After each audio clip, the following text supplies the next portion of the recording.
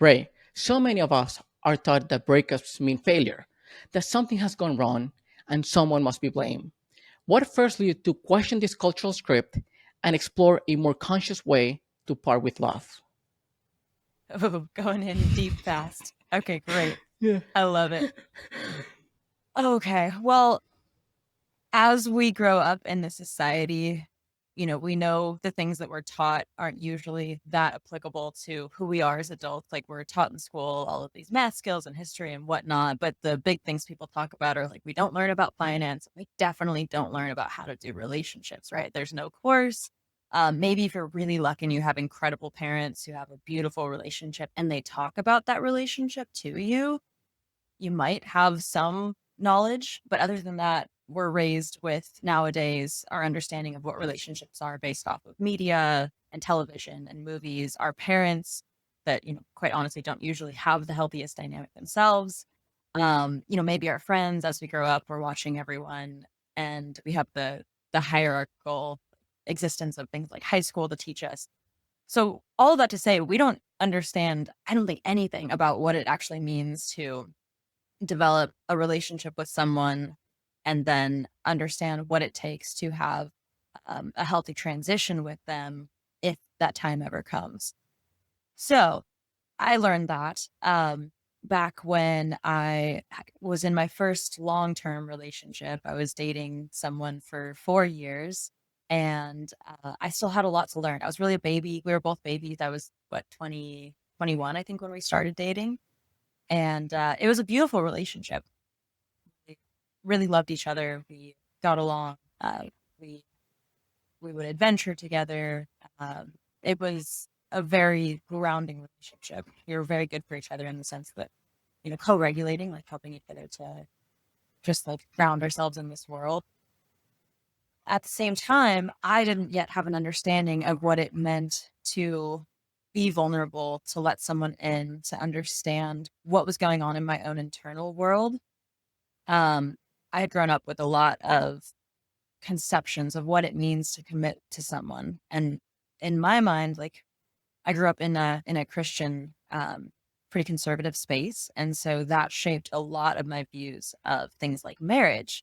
So marriage was always this like narrow box.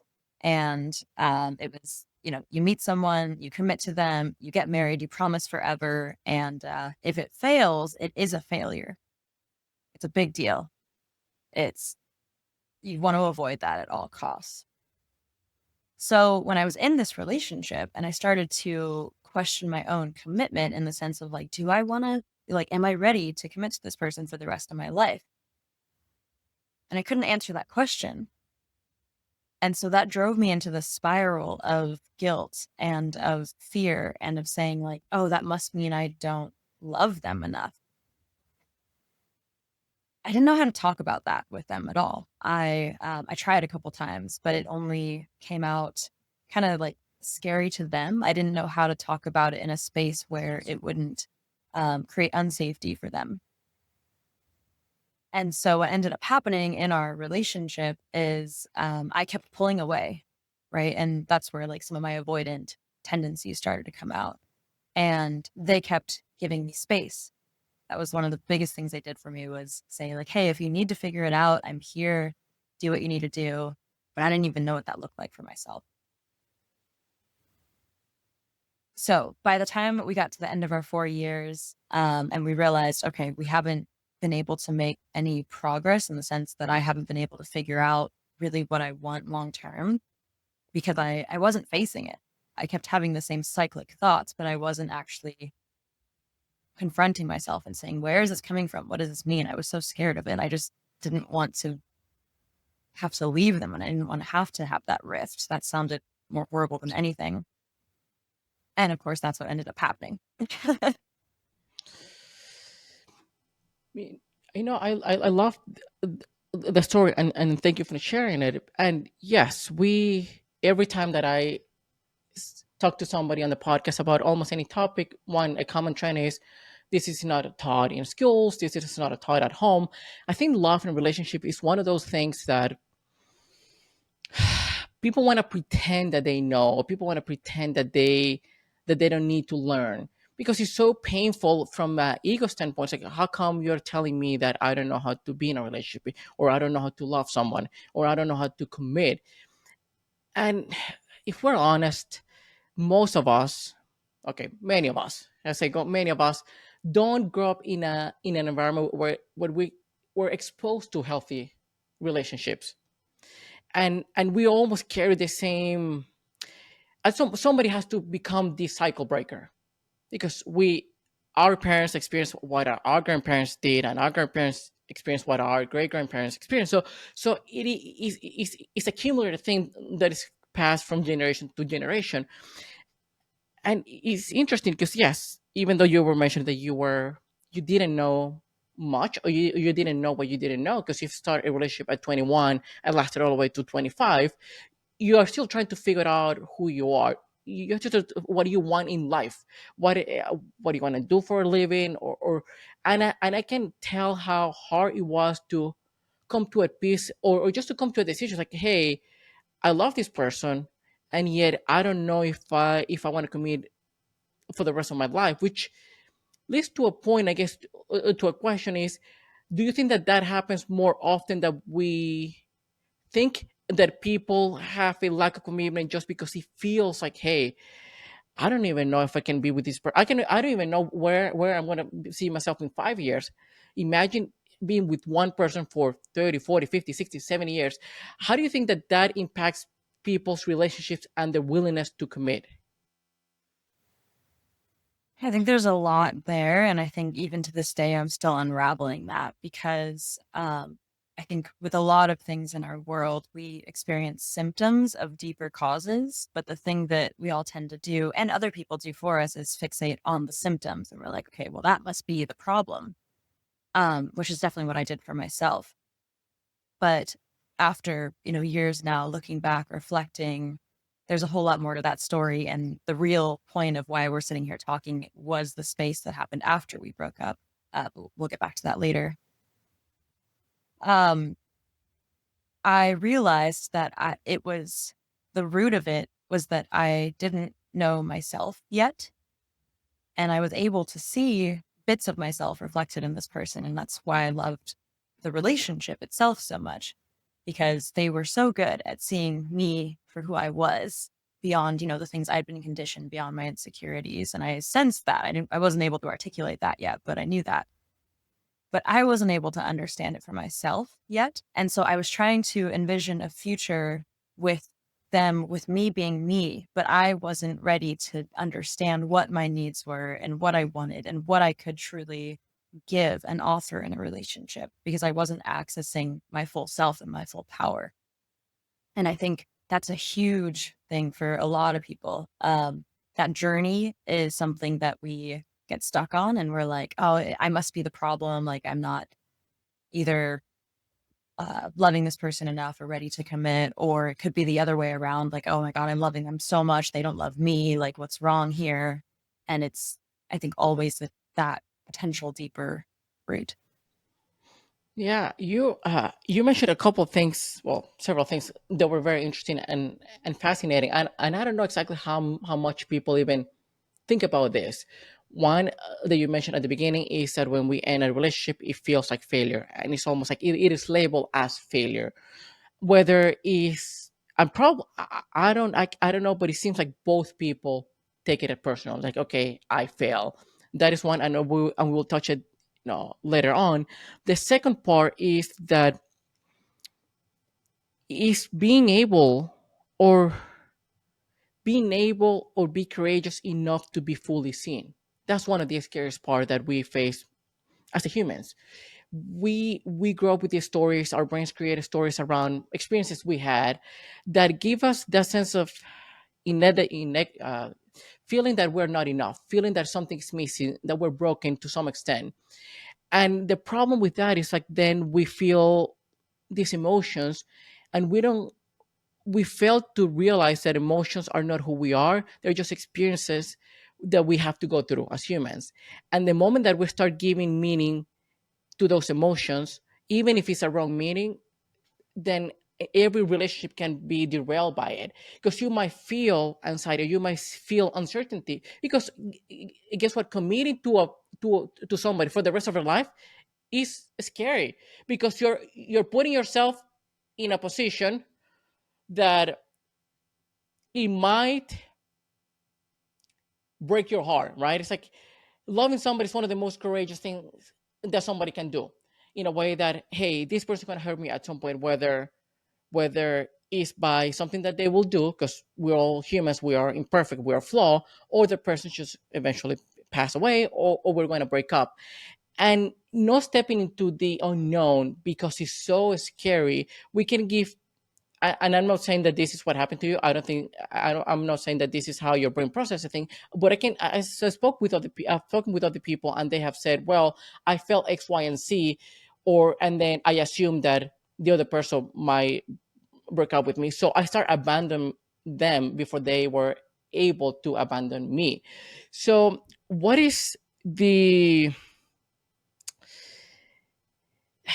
emotional consequences that come from internalizing that when we end a relationship means failure? Oh my gosh. I mean, to me, that's almost the entire problem. Um, that amount of pressure when you go into even just a first date with someone, knowing like, okay, if this is a date, it means I'm gonna look and see like, are we both feeling each other? Is this gonna go anywhere? Red flags, green flags. Is this gonna be the person I'm with forever? What are their intentions for me? There is so much like talking and noise that has to go on in order for that process to either be end game or we're gonna like end terribly and it's gonna be that failure. So I think even from that day one interaction, this is why if I ever meet someone new, I communicate the best I can. I'm like, hey, like I actually don't believe in dating in that sense. I believe in forming connections and seeing like what is the actual emotional connection here. Do we feel safe with each other? Are we able to even just get along? And like I do believe in becoming friends first and then seeing what comes from it. But that's all the beginning. Later on in a relationship, that fear of the end happening, like as soon as there's that touch of like, oh gosh, this might be starting to get kind of um like I could see this potentially heading in a direction I don't want it to. Immediately that creates a sense of, okay, well, I need to cling very tightly if it's something I don't want to lose, right? And anytime we cling, it's like we're holding on so tightly. Um, there's a song actually that my ex-partner, we call each other chosen family now, but that we would always send each other songs, and it's a song called Hold On Loosely by 38 Special, and it's basically like the tighter you hold on, it's like holding sand in your hand. You can't hold it. It'll all just slip through your fingers. But if you hold that sand loosely and you let it be, it'll stay. Some of it might Hmm. leave, and that's okay. Um, and there's so much here, Daniel. Like, No, and then yeah, go ahead. no, no, no, no, no, no. I love it. I was going to say I love it. It's just I love seeing how guests just their minds goes everywhere, and they're trying to. Yeah, I love just having that's your creative self just thinking about different ideas. So hey, I love that. So keep going. Well, yeah, I mean, when it comes to the actual breakup then. So the reason I'm so passionate about this, I mean, there's lots of things, right? But what I experienced in this breakup shifted my life in so many new ways. I do not know who I'd be without the relationship, without this person, and without that breakup, because it was the first time in my life that I let myself be cracked open to my core and just everything that I didn't know I could feel that many emotions. I didn't know that I could cry that much. I didn't know that I could like become nothing except for the pain of this specific situation.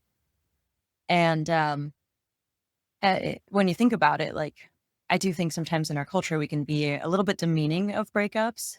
We could say like, oh, it's just like young love, you'll get over it, or like there's always the next person, and um, it wasn't meant to be. And it's like when you lose someone in a relationship, they did become your family. They were your lover, they were your best friend, ideally, right? We're talking, there's all kinds of different types of relationships, but if we're Like talking about a healthy, healthy, yeah, healthy. exactly. Um, and even not healthy, there's still like so much attachment that takes place. You become family, and when the relationship ends, it feels like that person dies, and it feels like you die, and it feels like the relationship also dies, and whatever life you built together dies, and there's just a whole bunch of death going on, and it's horrible. Um, so I when I got into this space of pain, I became super fascinated by it because I'd never felt it before. It was the first time, like, I had luckily avoided heartbreak in my very early life and relationships. And so the first thing I realized is all of those thoughts I'd had about, do I love this person because I'm not sure if I want to spend the rest of my life with them right now? Oh, I love the shit out of them. Like, that was the first thing I understood was Hmm. I love them so much. I couldn't imagine not having them in my life.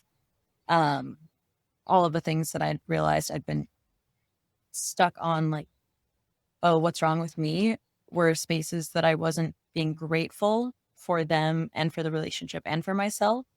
So this all just like popped open super clearly to me. And I was like, okay, I have a choice.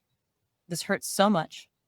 I can leave. I can walk away because I've always been someone who's had a lot of self-respect in the sense that in my past relationships, as soon as I felt like I was being mistreated, I was like, cool, I'm good. I'm leaving. Like, I don't need to deal with this. But this time, I was like, okay, this is going to suck. If I stick around and I try to figure out how to um, Save it. save it, or like, yeah, I didn't know what it meant. I just knew I love this person. So what if I keep loving this person? What is that going to look like? And so that opened up Pandora's box of a whole bunch of things. And it was messy, Daniel. Like, we were, again, both young. We both loved each other, but we never done this before. So we tried things like opening up the relationship. Um, we tried to communicate about what was going on. And it was so interesting because all these 4 years in our relationship where we'd always been able to hear each other, all of a sudden it was like trying to talk to a wall. And because of how much emotion was there and how much of the triggers were finally getting pulled up from both of our childhoods. And so we'd have these conversations that would last, for hours until we could finally break through and then see each other again and be like, oh, I understand like why you're triggered. I understand that pain. And I'm sorry. Like, it was coming from every single time. It was just me realizing that the pain I was causing myself and them was because I had developed a sense of ownership over this person. Like, by the way, I keep saying they were my girlfriend. They're my girlfriend. Um, Even though I couldn't imagine at that point a lifetime with them, I still had that sense of like, I don't know how to explain it other than just the words ownership. We're going down a Hmm. different rabbit hole than failure at the moment, I think. But this is all part of the story. So Hey, I can process a lot of information, and then I can, and there's so many threads I can pull from. I'll start pulling the first one. I do agree 100% with you, and this is something that I've said in the on the podcast in the past. Like, I heal, I'll die on. It's like friends before lovers make the best relationships. To me, it's just you build a safe environment and place where you don't have to figure it out each other. It's like with that pressure, as you said initially, like the first date, it's like, okay, let me try to create a vibe quickly. Let me try to create a spark. And there's so much pressure built up. And to me, as being even in my marriage, the way my marriage and my previous relationships were, I built it through friendship. Like, hey, I wanna know you. And if you put me in a friend or things don't pan out, my goal was to have the friendship first anyway. So if having the relationship, it would be kind of the cherry on top, but I wouldn't feel the pressure of following that. So that's a starter, and I think that not many people agree with that. People say no, you cannot be friends. Like, well, you should be friends, but that's a different story. The other thing that you point out is how hard, how much pain somebody can feel after a breakup. And I understand people want to try to have empathy, and people want to try to make you feel better. One of the things that I never understood, and I guess that's why being able to be that person for others, because I couldn't find somebody that would do the same thing for me. It's like, can you see my pain? Can you validate my pain? Can you understand what I'm going through? You telling me that, oh, there are more people out there and you'll find the right one. It wasn't meant to be. No shit, Sherlock. I know that. I've experienced it. Can you just please Yeah. just and it's so frustrating, and I know they do it with their best intentions, our friends, our family, and going deep. And that's part of the courage. It's just you, just like as you experienced it. I experienced it a couple of years ago when I got divorced after 9 year relationship, and I didn't know that you could feel that much pain. I had no idea. It was I looking back, I didn't even know how I made it through. I have no clue. I have no idea, because also I didn't have a support system. That was on me for not building one. My only support system was my partner, my ex-wife, and that didn't happen. But even going back to, and this is probably the last thread I pull, when you are having those conflicts, one thing that I've come to realize is, maybe we haven't taught this because not many people know about this, is how we trigger each other and how hard is to navigate conflict. Because first of all, we're both, probably 5 or 10 year old children going at each other when we are highly emotional, when we're highly triggered.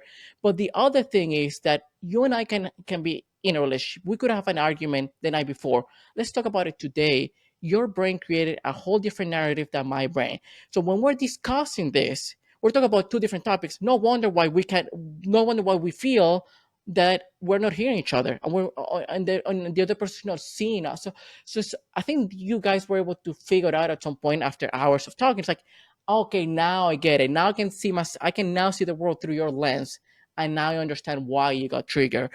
And even though once you see it, you cannot unsee it. Still, it takes practice for people to really um, apply that into their life. And from that, I will say, because this is how we all started our conversation a couple of weeks ago when we were discussing about this topic, is one thing that I couldn't do after my divorce was resenting my ex-wife. I tried, because it's easier to deal with that pain when you resent the other person. And I tried, and I couldn't, because to me it's like, how can I resent somebody? How can I eliminate somebody from my life completely after that person meant the world to me for 9 years? I just can't. And when I talk to people about this, people say, "Oh, you guys are still friends," and they see it weirdly. It seems like once we have a breakup outside of toxic abusive relationship, outside those, but generally healthy relationships, people just want to cut them completely out of their life, which creates, I think, this sort of unconscious trauma. Trauma. And they Mhm. and they don't even, I mean, they carry from relationship to relationship. And what I've seen in the dating world out there, even though I haven't gone out and date again yet, I feel there are so many people that haven't healed, that are dating, and they're just carrying all that pain and suffering and the triggers with them without even understanding why they're not having a success, or why they keep suffering. What are your thoughts around that, and your experiences as well? Mm. Well, honestly, Danielle, two things. First is that's what I really appreciated about having this conversation with you is the way that, you've gone through that relationship with your ex-wife and the way you processed it after. And I guess we can talk about that in a bit, like that subconscious way that you understood. I can't resent this person. I've loved them for 9 years. That doesn't make sense to just flip a switch and like, how could I do that? So that's number one. But two, what you just said about that trauma being passed on from person to person. You pretty much took the words out of my mouth. That's how I always explain it. Um, when we have these rifts, they are traumatic. They're very painful, and we don't understand that the more people we date after that, we take that pain on, and we're never able to actually sit with it and heal it. And so that's why when it comes to breakups, like what I'm really asking for in the world and calling for is a new shift in how we think about moving into relationships in the first place, whether they are forever with that one person or whether they last for a week or whether they last for months or years. And we need to have the love for someone and for ourselves right off the bat to understand when this ends. I don't want to traumatize the hell out of you, and I don't want to traumatize the hell out of myself. So how can we create the entire relationship to be such a safe container that when we need to transition to a different space, it doesn't it's not going to feel like it's going to be there's going to be grief, there's going to be pain. It's gonna suck. Absolutely. It's gonna. We're never, this is not about trying to take away pain in the world. Pain Mhm. is so necessary for all of our functionings here and, in this realm. But the extent that we don't have to create a break in the relationship that is always going to exist. Like, even if you're not talking to that person, even if you've cut them out, blocked them, dating someone else, that relationship and that energy that's affected you, it's changed you, it's changed the both of you. It'll always exist, even if you're not like directly paying attention to it. So, to me, it was really that understanding that, like, for whatever reason, I learned more about what love is after we broke up than I had even during the relationship itself, to a certain extent. Mm. No, I really love that. And one thing that you said that I had two different thoughts in my mind. The first one, when we pass trauma from person to person, I think the reason why that happens is because our future is not consciously created. I think it's unconsciously remember. Our brain trying to predict what the future is going to look like based on our past. And if we haven't healed the past and we haven't get over our past, then we're going to project that into the future and we're going to seek for that, almost like seeking closure or maybe changing the story. We want to have a better ending, but we don't have to suffer. We don't have to go through the same things unless we it's like almost like we should learn the lesson and move on, kind of like that. So that is on one side. If people could just see that hey, that the relationship ended for a reason, that maybe that person was supposed to be a chapter or two, not the entire book. It sucks. Yes. Is it painful? Absolutely. But that's the other phrase I like, or the other concept I thought is like something that applied a lot in my life, and that came from running. And for some reason, it just I applied it to every single aspect of my life.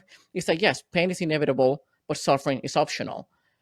We are the ones who can choose whether we want to suffer or not, and people feel that no, I need to suffer. No, you don't. So you can still will have the breakup, and as you experienced it years ago and I experienced a couple of years ago, that pain is going to suck. That pain makes you want to just die because it feels like dying inside. You're just losing the person you love the most, but you didn't lose them completely because they're still alive, but you cannot even have contact with them.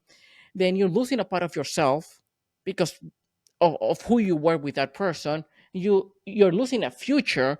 So it's so much death, so much grief, as you mentioned earlier, that is going to suck. But then what can we learn from that? How can we use it from that thing? And I think that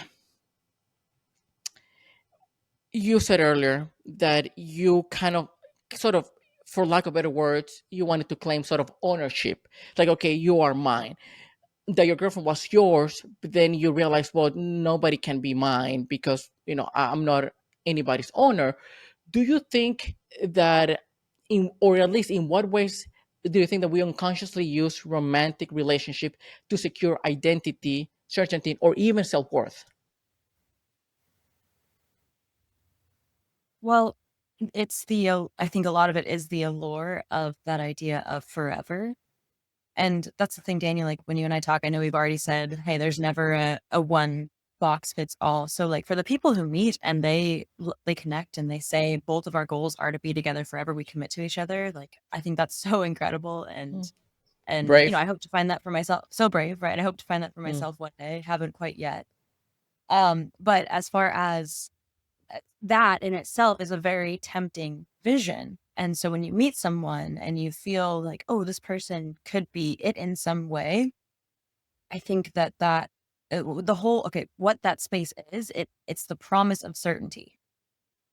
We love that idea. We love the idea of safety. We build our 401ks and we build our homes with our walls and we literally keep the bugs out and we plan out our weeks and we're like, okay, if I go on vacation, I'm going to map out my route. I'm going to make sure I get flight insurance. I'm going to make sure I have insurance for my, like, we want to protect the future at all possible expenses.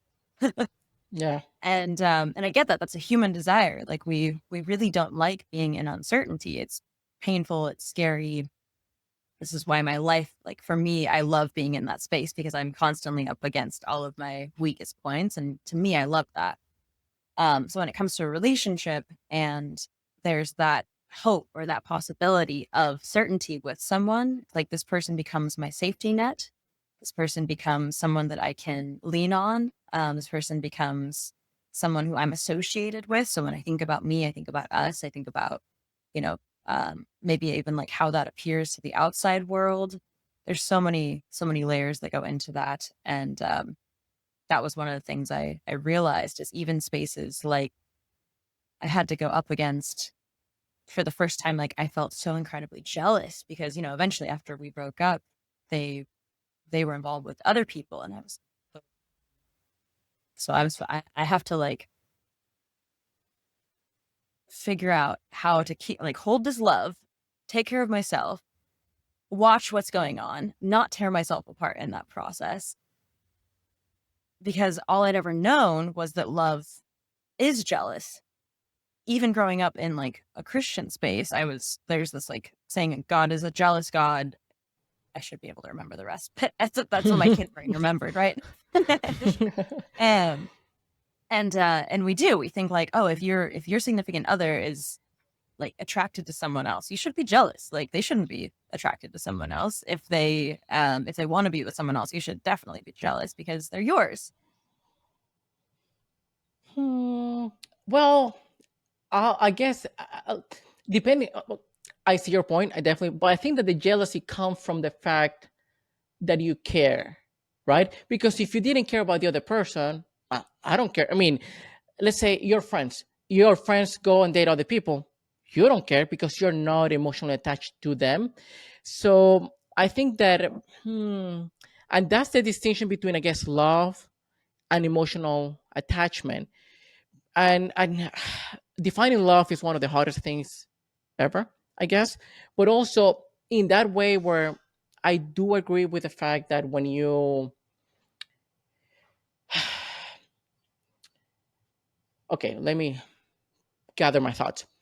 When you feel, as you said, well, how can I just navigate these waters? How can I just, one, be okay with that person dating other people, even though I feel jealous, I feel hurt because now the person is with somebody else and not with me. One. Second of all, how can I still love that person? That's a personal choice. I think that's why most people tend to just resent because they don't have. It is easier to resent. It's easier to block them completely out of their life, to quote unquote kill them in their head, rather than still have that love for the other person. And the third one is okay. How can I still not, as you said, uh, break myself apart in a way that I can still have compassion and kindness towards myself for the decisions I'm making that might go against societal expectations or norms. And navigating that is not an easy thing. And I don't think that people tend to avoid pain, and therefore we tend to do the other things that we were talking about. It's just okay, I'm going to cut them out of my life, I'm going to do this, I'm going to be jealous. And that possessiveness comes from the it's almost like we need to it's almost like, well, our expectations were not fulfilled, therefore I'm acting this way. Sounds like. Mm-hmm.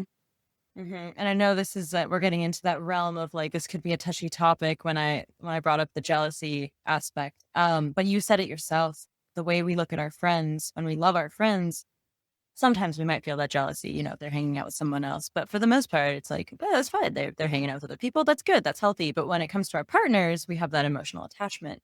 And I just think I don't want to dive into it today necessarily, but I think it's a worthy question to ask. Like, if that is coming from emotional attachment and we love our friends, why is there that difference? Hmm. I think, well, that's an interesting question. I'm trying to find the logic behind it. And I think that the reason might be because you are risking that you might be risking a future with that person. Well, now, if you're jealous, if the person's talking to another one while you're in a relationship, when you're no longer in a relationship and you still feel jealousy, is because maybe, and this is just a thought I just had, that maybe they are in that they found something that is enough for them, and then we feel that we might not be enough. So it's all about our self-worth. Might be attached to our self-worth even after the relationship is over. We don't, even if we love the other person, part of us doesn't want to see them happy with another one, because now it reinforces a subconscious story that, see, I wasn't enough. And then we go through life thinking that way. Maybe. I don't know. Mhm, mhm. Yeah, and that's a hard one, Daniel. Like when I had to admit that to myself over and over and over again, it's tough. Like it's very, very humbling. But that's what I found is that I wanted so badly to just have all this unconditional love for them. Um, and and in moments I couldn't. I was just thinking about what we used to have and how I wanted that, and I've been replaced, and now I'm not worthy anymore, and what's wrong with me? And it was this, yeah, this bit of a self spiral, and so that goes back to the whole, how we get lost in another person, and in this idea that like that is love. So the spaces I've been exploring since then take a there there's truly no boxes. And that's the thing. Like, again, we go into a dating space, we're dating, and then we get into a relationship, and then we maybe get married. And we have these ideas of what each stage is going to look like and what the depth of each stage is going to look like. Nowadays, when I am with someone, it is this creative flowing space, and that doesn't make it easy, Daniel. Like that doesn't mean that it's this beautiful, like perfect thing all the time. No, we get into like the same types of really deep intense conversations until we can see each other, but it allows for so much more depth than I ever understood was possible, so much more trust, because instead of looking to pigeonhole someone into who you want them to be, you allow them and yourself to be exactly who you are. And you move to and from spaces. And when you come together, it's because it makes sense. It's because you both want to. And when you move apart, it's because you both want to and need to. And it's not terrifying to move apart because you know that you can come back together and it'll be safe. And it's like this beautiful dance of like weaving in and out of the world together. And I don't think that that is truly possible when you go into a space and you say, okay, don't cross these lines. Here's the rules. Here's what you can and can't do. If you cross that, I'm not going to love you anymore and we're done. Hmm. You know, I I agree with a lot of things that you just said now. One of them, I think, building that depth into relationship, I think it requires a certain degree or certain level of consciousness. And that's why to me, I'm the kind of person that two people in different levels of consciousness are not a match, because it's just hard. Even if you are on a high level consciousness and you're with a partner which is like on a lower level, you might try to meet them there, but many times you're just gonna you're you're not honoring yourself, you're not honoring who you are by just trying to meet them there. So reaching that point is something that is extremely, I wouldn't say it's hard. I think that, and I've been a proponent of this, that we should follow our intuition when it comes to finding a partner rather than our desires. It could be a desire for somebody who looks hot, or has a status or has money, or even as an institution. Oh, I want to have kids. I'm desperate just to have kids. Let me find somebody that can provide that. Or I want to be married. I want to have the title of being married. Well, let me find somebody without even looking. Wait, my internal, I guess, gut feeling or intuition might lead me to the person that I can sort of connect with at the level that I am at the moment. And that, I think that a lot of relationships fail because of that. And I think another reason why I think the relationships fail, outside many other different reasons, is just because when one person starts just outgrowing the other one internally, and not external, but then internally, and the other person stays behind, it almost like you just grow apart. And one thing that you mentioned, I don't know if it was earlier today or in a conversation a couple of weeks ago, you were talking about moving from outward romance to pure love without attachment. Having said that, what kind of inner work does this require? And how does this redefine what we consider a successful relationship? Mm. Well, okay, so you mentioned, that it takes two people um on a similar conscious level, and I Yeah. 100% agree with you. And that's why, again, this conversation we're having does not apply to all relationships or to everyone. Because one, most people don't have the desire to spend so much time diving into all of this, because once they get into the pain, it is too much. And I don't blame them. It's a lot. Like, I don't even recommend the path I took to anyone. Um, 0 stars. until Yeah. Not until recommend. no, not 0 stars. No, no, no, no, no, no, no. I just Like, mean, like, it would come with a lot of disclaimers. It'd be like, yo, like, do you really want to do this? This is gonna be tough. And we don't the reason I think that is because I felt like I was drawing the map the whole time I went. I didn't know anyone who had done anything similar. I hadn't watched movies about it, read books, like, and hang out around really cool people. Like, I helped hundreds of people get onto the TEDx stage, and I've still never really talked about that kind of thing. And anyways, so I think that there are so many people who are wanting to move into deeper states of love and deeper states of themselves and deeper consciousness. And the more that we start to share what is possible, the more those people can then say, oh, I didn't even know that was a possibility of what a relationship could look like. And that sparks little things of curiosity in people. And they're like, okay, so I don't have to go on this date and, like, take my checkbox and everything. And oh, when we break up, like, it doesn't necessarily have to be this tear in my own personal universe and their universe. Like, what does that look like? It allows space for literal creativity. So I think that's one part. What were the other two questions you had? so is how what kind of inner work does it require for people to move Uh, from outward romance into pure love without the attachment? right. A lot. It takes, I think, the one thing that I have going for me is that anyone who knows me, like, I'm very stubborn, and I've been that way since I was a kid. Me too. And that can be like a very, people are like, oh, you're so stubborn, but I think it's an amazing quality. It means you're a persistent, mother effer. And once you get fixated on something, it's like, okay, well, I'm gonna figure this out. And I think it looks different for everyone. But what I do believe about the world and the universe, Daniel, is that when we dive into something fully and we say, okay, like, I'm here and I'm open to this and I want to learn and I want to know, I just found that, like, all the modalities that I needed came to me in the forms of mentors, in the forms of meeting new people who showed me different aspects of myself, different reflections of myself. Um, all of the circumstances I needed in order to deal with the moments of pain came up. And while in those times I thought that was because everything was an utter failure, the whole experiment was an utter failure. That was a huge thing, like, to constantly hit that wall of, like, this is all for nothing. I felt that all the time. I cried in my pillow, like, so many nights, because I was like, this is stupid. Like, what am I doing? What's the And I point? what's the point? Why am I torturing myself like this? But I kept going, because every time I would have that moment, there would be another moment that would bring me back to love. And I'd be like, oh, that's the point. It's so worth it. It's so worth it.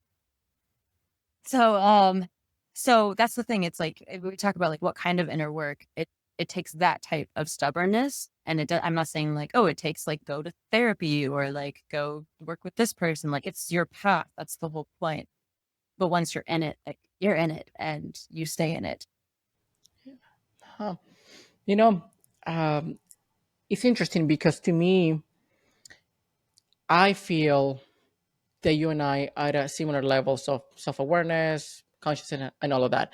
One of my biggest mistakes, or one of my biggest, I guess, flaws, is that I unconsciously assume that most people are on the same level of consciousness and awareness, to a point that I'm sharing things with people that to me are normal, and when I see the expressions, like, okay, wait a minute, there's a dissonance over here, and I feel that that is, I guess, it's a good and a bad thing, right? Because if you had more conscious and more awareness, then you can navigate this, these painful moments better. But also, ignorance is a kind of a bliss. So to me, it's like, I kind of envy you guys, but that Yeah. is yeah, it's almost like. But I think that it all starts now when I ask you that question and you were answering me, because I was about to ask, okay, what would be the first step or two that people can just start diving into this? Because now I'm also stubborn, but besides stubborn, I'm extremely curious. I need to know the why. I need to understand it at a deeper level. It's not that why this happened to me and why the world hates me. No, it's like I need to understand why this happened, what are the or the reasons behind it, and get curious but in a non-judgmental way. Instead of judging myself or judging my ex-partner, it's like, okay, let me try to be as objective, which is extremely hard, as possible, to figure out how how this happened or why this happened, and why am I feeling the way that I'm feeling, why the other person is feeling the way that they're feeling. And maybe we both made a mistakes, but even if we both made a mistakes and it wasn't meant to happen, as you said, it taught me something. And one of the things that helped me go through my divorce and helped me through the hard times in my life is, I think I mentioned to you in the past, but I've mentioned in the podcast as well, is the ironic tragedy of life, which is that life has to be lived forward, but it only makes sense in reverse. That only when we have enough time and distance, we can look back and say, you know what? I hated when that happened. It was painful, it was miserable, it sucked. But now I can see why that needed to happen. And since you have done the work, when it comes to the grief, how do we reframe grief? Not as an evidence of failure, as we are talking the entire conversation as being like we feel that we fail. I felt that myself for a good year and a half that I fail, right? Because I had to go through a divorce. But instead of seeing as a failure, we can see it as a sacred marker of growth and transition. How can we reframe that? The beautiful question.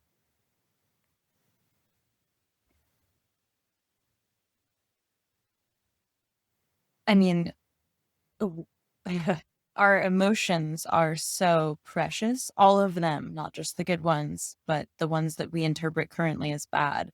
And that's something, it's another huge shift in our society that I am starting to see people talk about more, which is beautiful. It's like holding love, I believe, is holding space for all of it, the good, the bad. Like, you cannot love a human unless you understand that they're imperfect, that you're imperfect, that it's never going to be perfect, and that there are ugly parts. And it's like, it's holding space for all of that. And when it comes to the emotions that are painful, like you mentioned earlier, like most people would rather say, no, I don't want that.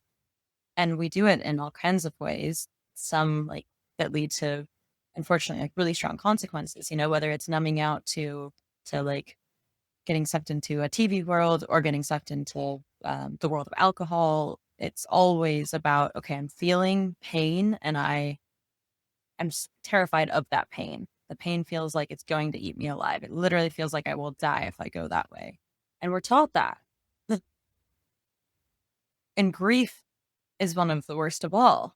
It feels like this endless hole that we'll never be able to come back out of. And if we let ourselves fall into it, that's it. And and I think grief is the most powerful, I don't know what this word, refiner's fire. Okay. I went to the Sequoias recently, and I've always wanted to been. I live in California, and I'd never been my whole life. So what I loved learning about the Sequoias is that there are these massive trees, and they only grow in very small pockets of the world, and they grow because of fire. They have to have wildfires around because it allows the brush around them to clear out a bit so that they can actually have the perfect amount of like soil nutrients and everything they need to be able to grow to be the biggest trees in the entire world that have been around for thousands of years. And we've disrupted that process, and now they're in danger because we didn't understand. So we tried to say no fires. Fires are bad. In That's what we most got right. in most instances, it's bad. In this one, I guess, is one of the few that we actually need fire. Yeah, nature, like that's why we have so many out of control wildfires nowadays, because we don't allow nature to do its thing and burn and clear out what it needs to in order to stay healthy. Different topic. Anyways, so when it comes to things like our grief, if we don't let the grief burn what needs to clear, it is going to be painful. It's going to suck.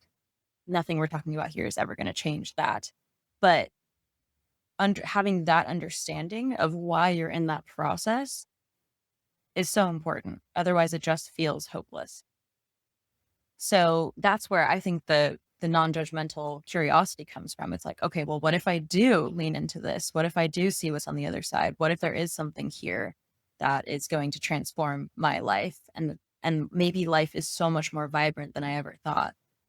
You and I we talked about the concepts of black and white and how neither of us love to live in that space, way too binary. And then people talk about the gray area. Um, I just, I don't talk about the gray area. I talk about a world of color. Your world is black and white or it's colorful.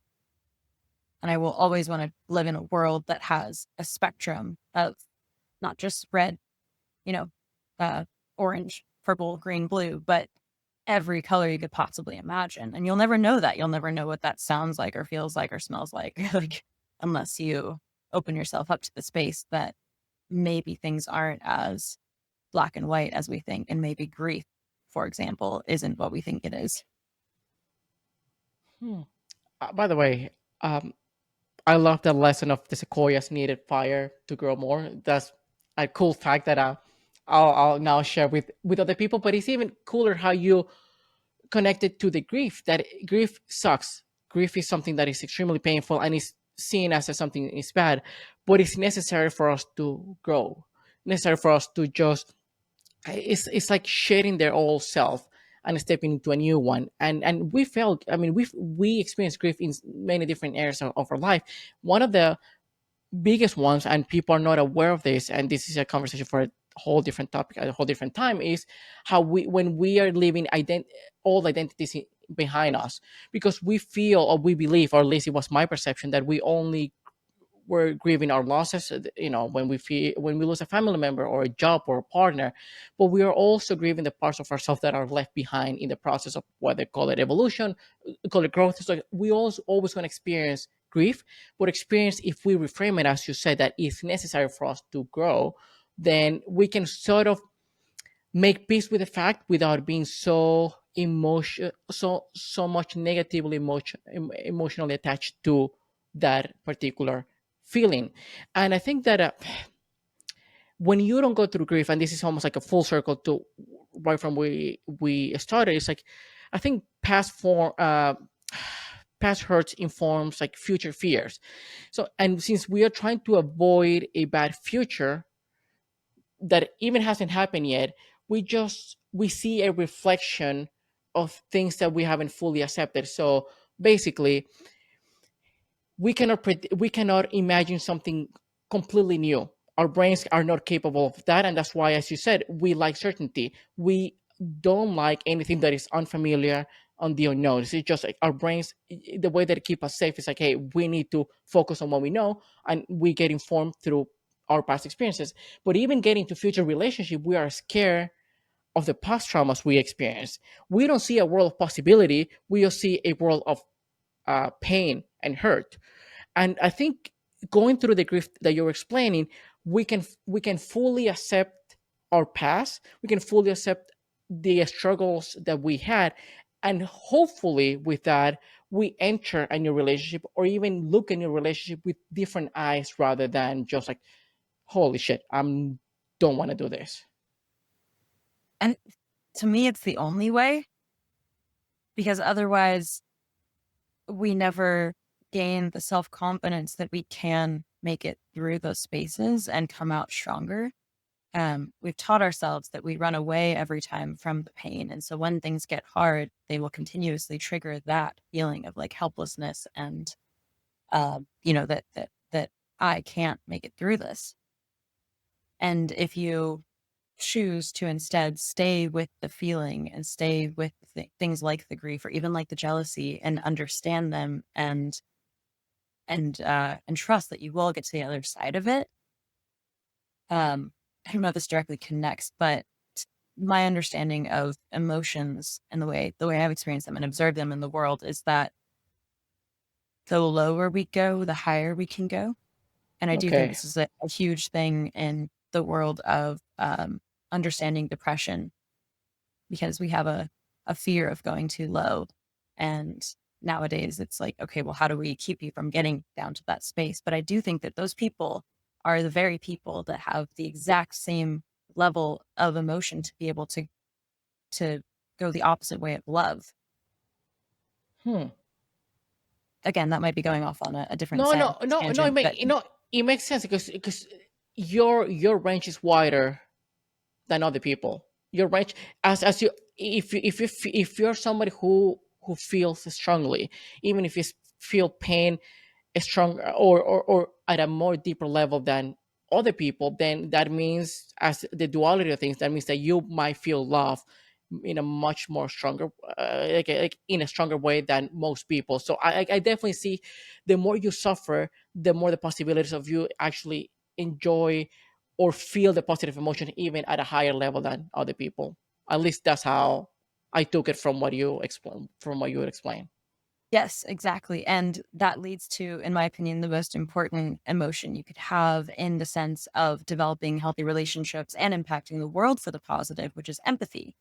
Because if you're not allowing yourself, if you're scared of your own emotions and you're scared to go into the depths and you're scared of what it looks like to be scary and to not be perfect and to show up with, um, to make mistakes in the world, because we do, we make mistakes, like mistakes when we're in those sad or places, then we're cutting ourselves off from anyone else who feels that way or who is brave enough to feel that way.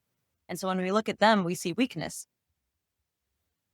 instead of seeing, oh, I understand that pain. Truly, I felt that. I've let myself go there. You are so brave for allowing yourself to feel those things. And like to me, that empathy has transformed my whole world because I was so afraid of my own emotions growing up. I never I couldn't really feel empathy. I could look at someone and be like, "Oh, that's sad. I'm so sorry you're going through that." But I couldn't feel with them. And Hmm. once I opened myself up to, um, yeah, just the whole doorway of emotion in general, I was like, "Oh my God, I can love and I can see you and I can like cry with you and I can be here and I can have compassion." Crazy. You know, it is, and I think that those people who are afraid of going through their emotions, mostly men, that were taught that bad emotions, especially grief, fear, sadness, are bad, and their level of weakness is almost like a protective mechanism. That if I validate your emotions, that means that I have to feel them as well. That means that if I don't shame you, I'm shaming you because I'm ashamed of myself. I'm ashamed of myself of the emotions I'm feeling, and that shame creates a lot of anger towards myself and towards the world as well. And I think that if men could just being able, if they were able to just understand that emotions are just part of the human experience, it's not about whether you're weak or not. And the moment that you understand where they come from, and that you're not your emotions, you're not your thoughts, then you can have a better relationship with them, and a lot of anger will just reduce from that. And when it comes to empathy, by the way, I feel that I don't necessarily, and this is, I guess you can go with empathy with two different routes. One is, I feel your pain, I literally mirror your own emotions. But many people might not feel that way. The way that I try to teach people how to be more empathetic is, do your best effort to see the world through their lens, because that's also just empathy and trying to understand them from that point of view. You don't have to feel the emotions. If you don't if somebody's crying next to you and you feel awkward because you don't feel that emotion, at least try to see how they see the world and why they are in pain. But yeah, right, I mean, I love the conversation. I could go for another hour or two, literally. And this is like, we just scratch the surface, I feel like. But as a closing question, what is one belief or behavior that has positively impacted your life, let's say in the last 12 months? Oh, goodness. Okay.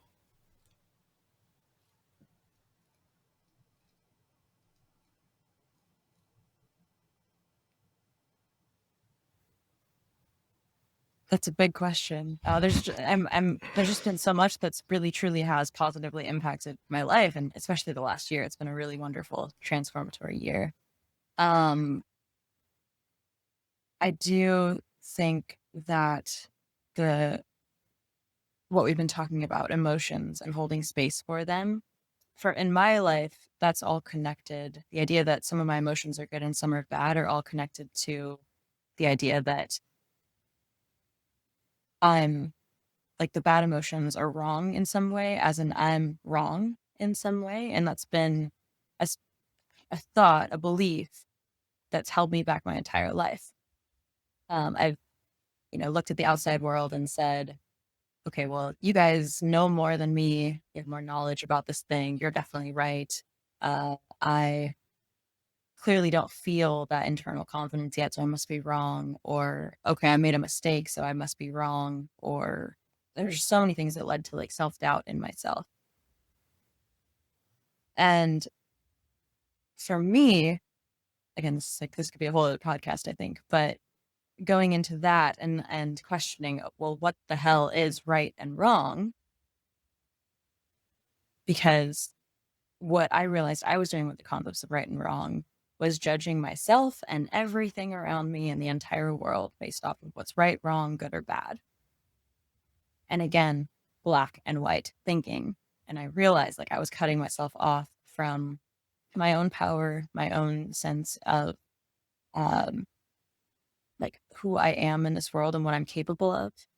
And the more I've allowed duality to be and things to not be one way or the other, but to be like art, literally art, um, the more I've benefited and the people around me have benefited. And in my closest relationships, I've loved watching them become safer around me because I'm safer to myself and I'm safer to everyone that I meet. Um, so I would say that's the biggest thing right now that it's been positively impacting me. I love it. That was beautiful. And yeah, it's that part that I think I've gone through a similar process. Instead of, for me, what I've learned is that I think nothing in this life is good or bad or positive or negative. It's all neutral, and we are the ones who give meaning to it.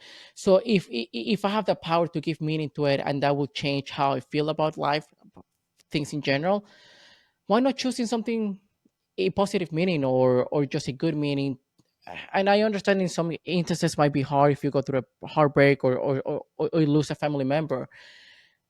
It's hard to find that. Not I wouldn't say silver lining, but I would say something like, hey, they're in a better place, or maybe this is for the best, or let me see what lessons I can learn from this.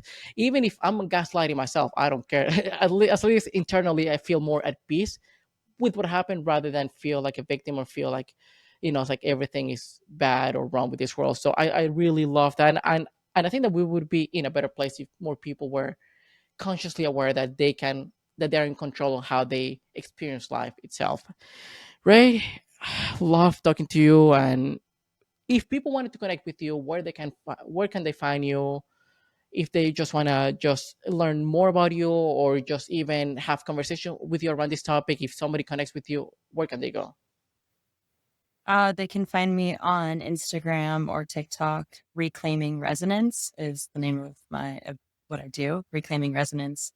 Working on building out a website right now. Again, the last 12 months have been very transformatory. So these are new spaces I'm moving into, but I am starting to put content out in the world and would love to connect with anyone there.